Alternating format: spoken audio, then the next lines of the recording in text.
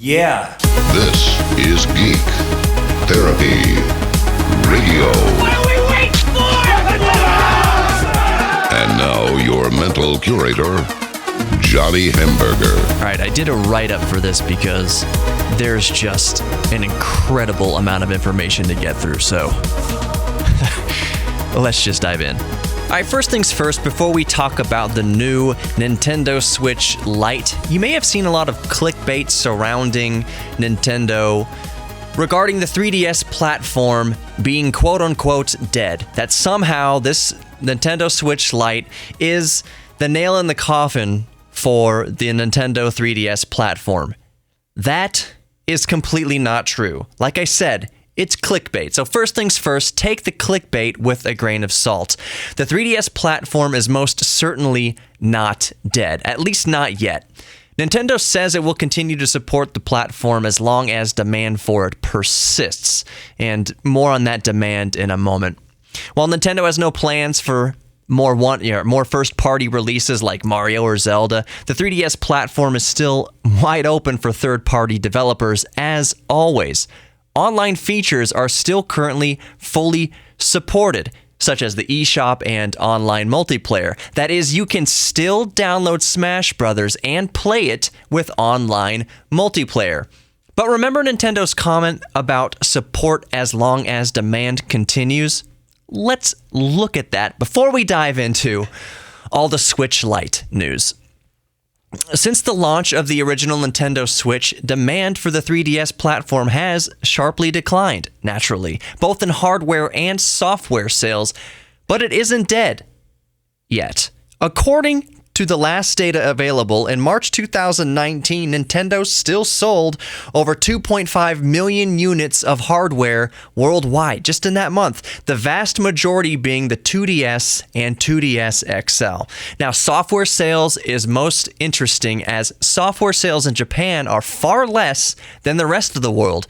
Still, total software sales were about 13.2 million units. Now, let's think about this. Even if each title cost just $1, that is, you went to the Nintendo eShop and downloaded a game that cost only $1, that's still over $13 million. Now add the $20 titles and the $30 titles and the $60 titles. Nintendo is still generating an incredible amount of money off of the 3DS platform, so they're not going to kill their cash cow. So is the 3DS platform dead?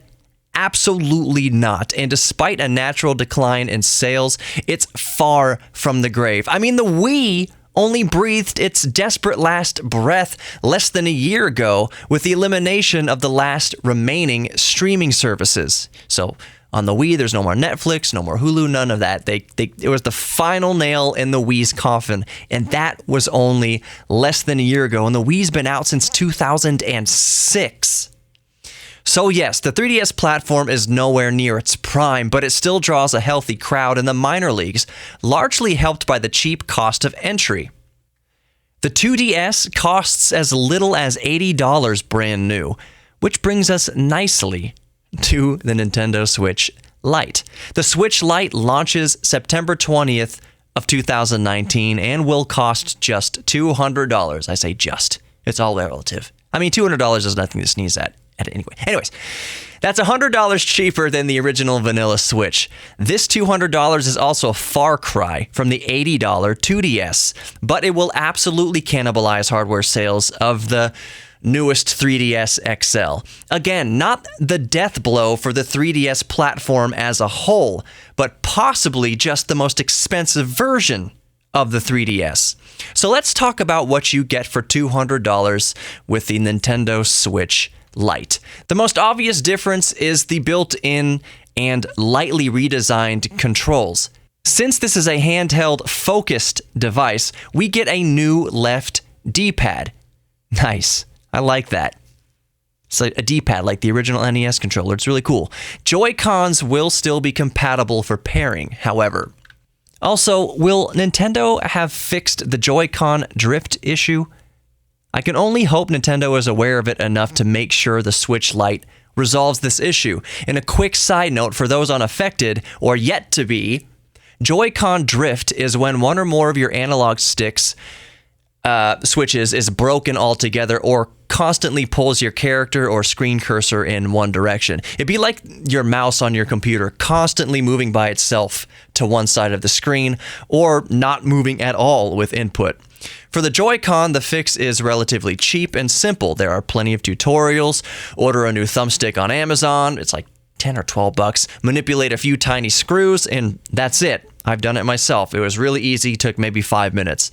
Still, it shouldn't be an issue at all, and one would only hope that Nintendo uses better thumbstick hardware in the Switch Lite, especially if the entire reason for its existence is increased portability. Ease of thumbstick repair on the Switch Lite is to be determined, if, needed at all. Sure, repairing Joy-Cons yourself is way cheaper, but most people can't be bothered and shouldn't have to pay for repairs or drop upwards of $80 on a new pair of Joy-Cons. The controls just shouldn't be broken, period. And hopefully they won't be on the new Switch Lite. And for people with the original vanilla Switch like me, don't worry too much about that. If you treat your Switch with care and you don't just bash it around, you shouldn't get the Joy-Con drift issue. You shouldn't get it. Could you get it? Sure. But I wouldn't worry about it too much. Anyways, back to the Switch Lite. The next and perhaps most polarizing change is the omission of TV compatibility. You can't put it into a cradle and play on the big screen like the original vanilla Switch. I was supremely disappointed by this at first. I mean, I'm still disappointed, but the more I think about it, I can see why Nintendo did this. First, this is $200. If the $200 Switch Lite connects to your TV just like the $300 version, would you spend the extra $100? Most people wouldn't cough up the extra $100, or at least Nintendo thinks so. That being said, if the $200 Switch Lite did plug into the TV, people would have to buy more Pro controllers and Joy-Cons to play from the couch, because remember, with the Switch Lite, the controls are built in. You can't detach them. So if you were to plug it into your TV, you would need to buy extra controllers, wireless controllers, to play from your couch. Anyways, if you bought a Switch Lite and the extra Joy-Cons, however, that's almost $300 right there. So Switch Lite is $200, an extra set of Joy-Cons is $80. That's $280, almost $300, almost the cost of the original Switch. That's fine for one player, however, and two in a pinch if you share a Joy-Con like was originally designed for. For the sake of this argument, I'll cap the speculation and spending combinations right there. All you need to know is that Nintendo doesn't want to chew into sales of the $300 Switch, so it has omitted TV compatibility. But the $200 Switch already chews into Switch sales by default. Oh my goodness. All right, let's move on. It does my head in to think about Nintendo's reasoning. Oh, to be a fly on the wall in that meeting. Before we move on to more specs and features, I will say that eliminating detachable Joy-Cons and the ability to play on your TV completely eviscerates the name Switch. It's a Nintendo Switch that doesn't switch. By definition, the Switch Lite is no longer a Switch at all. You're not switching anything. You aren't switching from console mode to portable mode. It's only one mode, portable. They should have just called it the Nintendo Portable. I know, it sounds stupid. I agree. But is it any more stupid than the Wii U? Or Windows going from 8 to 9? Or Apple resetting the iPad nomenclature back to just iPad? Or NVIDIA calling the NVIDIA GTX 1080 the 1080? People are going to confused by that, and we're confused. Does that mean 1080p? What does 1080 mean? I'm just saying. A lot of companies have gone with wacky nomenclature for their new products, so calling it the Nintendo Portable wouldn't have been any more confusing. I mean, I guess it would be. Nintendo Portable, at least to be accurate. What Nintendo Portable? The Game Boy, the DS, the 3DS? I mean, they're all portable. The freaking undocked Switch? That's portable too. Whatever. I digress. It's not a Switch anymore. It doesn't switch. All that being said, to my knowledge, incompatibility with a TV dock is merely a software lockout. Don't quote me on that, but that's just what it seems. The USB-C connection is still there on the Switch Lite. I mean, yes, it definitely won't fit in the current dock, but if it's just a software lockout, perhaps Nintendo will unlock the feature in the future? I'm not holding my breath, but it would be nice. If someone can shed some light onto whether or not the display lockout is physical or software, please let me know on the Geek Therapy Radio Facebook page. I'm sure it will come to light soon. Get it? Anyways, moving on. The Switch Lite is smaller. Screen size comes in at 5.5 inches diagonally compared to the original vanilla Switch's 6.2 inches. This means more densely packed pixels while retaining the original 1280 by 720 resolution and therefore a sharper image. For overall size and weight, the Lite comes in at 3.6 inches tall and 8.2 inches wide, down from 4 inches and 9.4 inches respectively on the original. Weight also comes down to 0.61 pounds versus the original's 0.88. So it's physically smaller and lighter than the original Nintendo Switch, which makes sense because it's called the Switch Lite. Other eliminations include Joy-Con rumble, the HD rumble in the Joy-Cons, the vibrations, and the IR camera in the Joy-Cons. However, these features will be enabled on any paired Joy-Cons. So if you pair extra Joy-Cons to the device over Bluetooth or whatever, the IR camera and the HD rumble will be on original Joy-Cons paired to the system. Just not on the built-in controls themselves.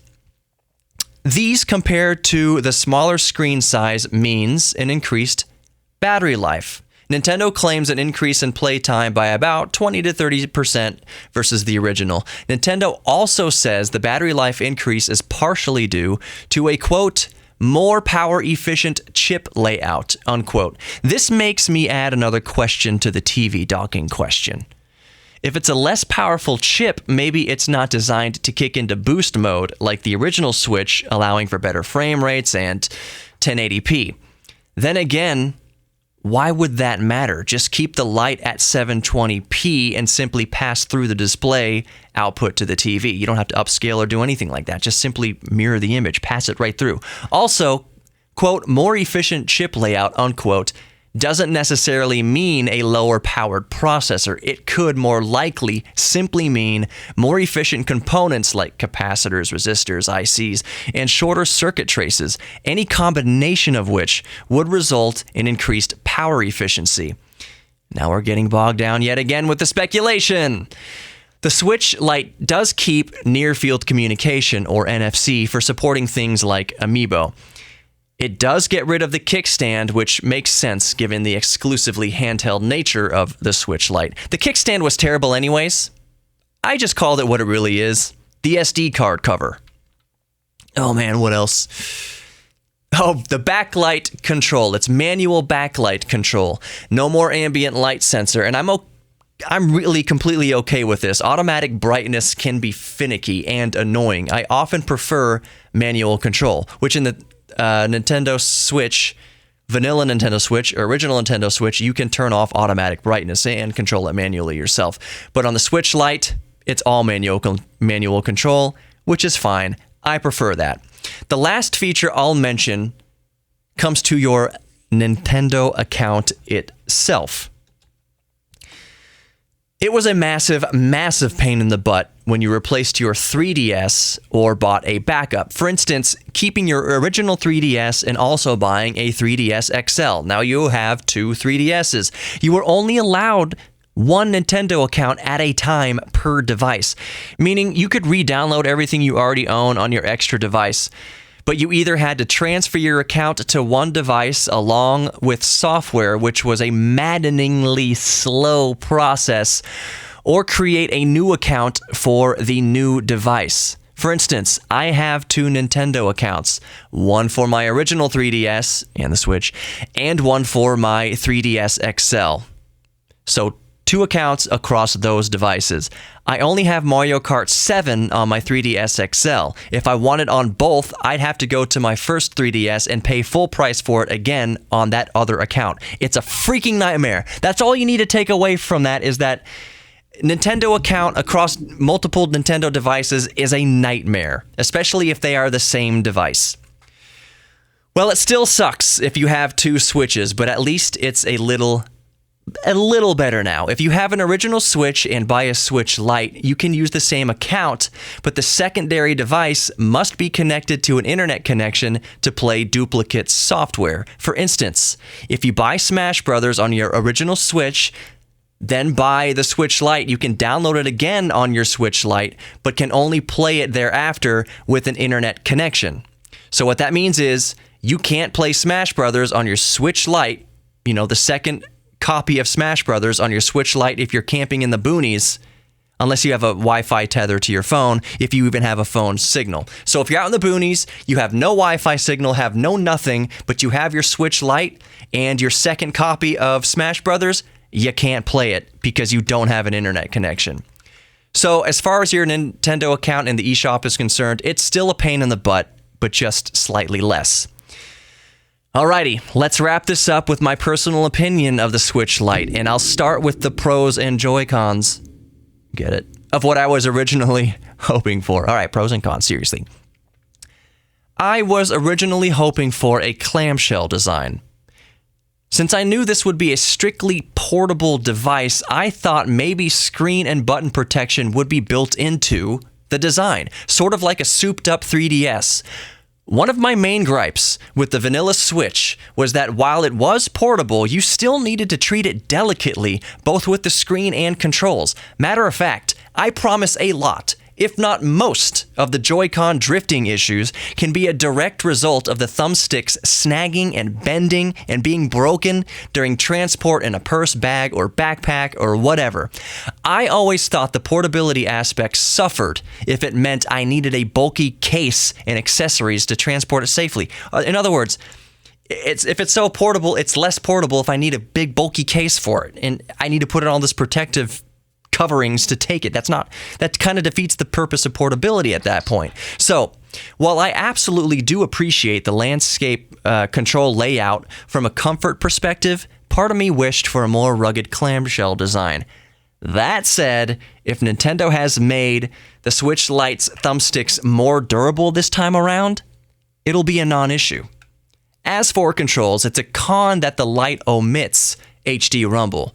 The IR camera omission makes sense since the controls aren't detachable in the first place, but it's kind of silly really that HD rumble got the axe. Some people won't care, but I like the option of having it or disabling it myself. A big pro, however, is the new left D-pad. I haven't used it yet, obviously, but I expect it to pass the Hadouken test with ease. Hadouken! Down forward punch, baby.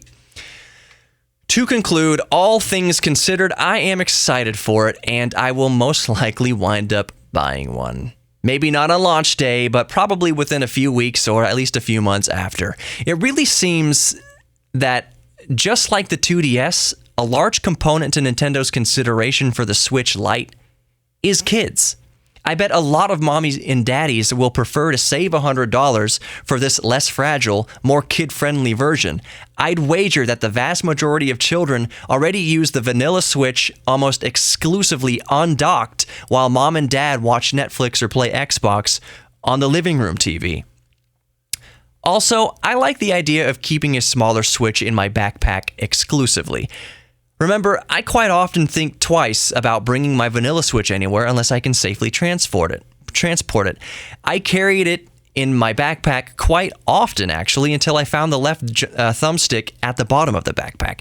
I can't be alone in that scenario. And yes, that's ultimately on the end user to properly care for their electronics.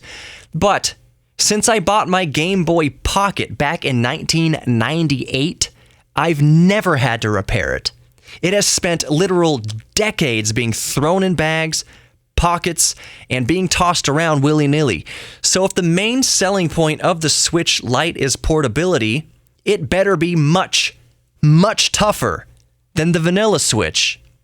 So overall, I think it's really cool, and I will definitely buy one in time. But I struggle to recommend it to people who are already 100% happy with their existing Switch. In other words, if you already have a Switch, the Switch Lite is a novelty, but I personally want the novelty, and it will be interesting to see how many people share the sentiment. That's it for Midweek Geek this week. Take care, embrace your inner geek, lean into your inner geek, be good to yourselves and others, and I'll see you in the next one.